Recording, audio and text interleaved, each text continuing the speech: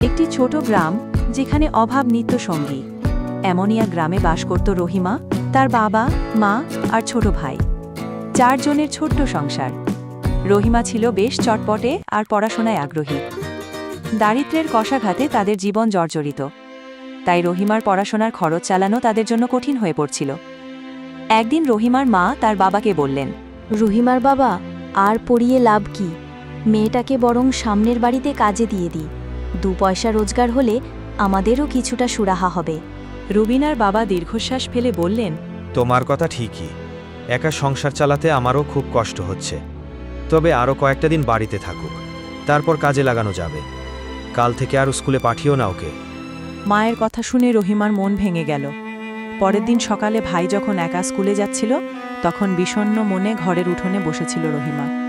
তাদের বাড়িতে 10টি মুরগি ছিল। রহিমা সেগুলোর দেখাশোনা করত। সেদিনও সে মুরগিগুলোকে উঠোনে চড়তে দেখছিল। হঠাৎই এক চোর এসে একটা মুরগি তুলে নিয়ে দৌড়াতে শুরু করল। রহিমা দ্রুত মুরগিগুলো গুনতে শুরু করল।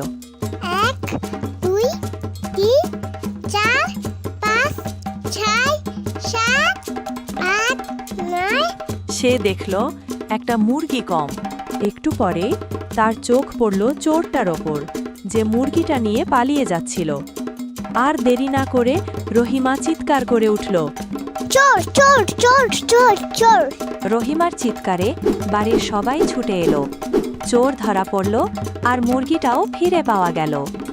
রহিমার বাবা বিস্মিত হয়ে রহিমার দিকে তাকিয়ে বললেন, মারে, তুই তো বেশ ভালোই গুনতে শিখেছিস।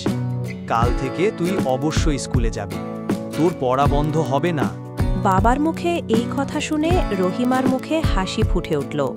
সে জানত এই ঘটনা তার জীবনে এক নতুন মোড় এনে দিয়েছে। তার ছোট্ট প্রচেষ্টা প্রমাণ করে দিয়েছে শিক্ষা কতটা জরুরি।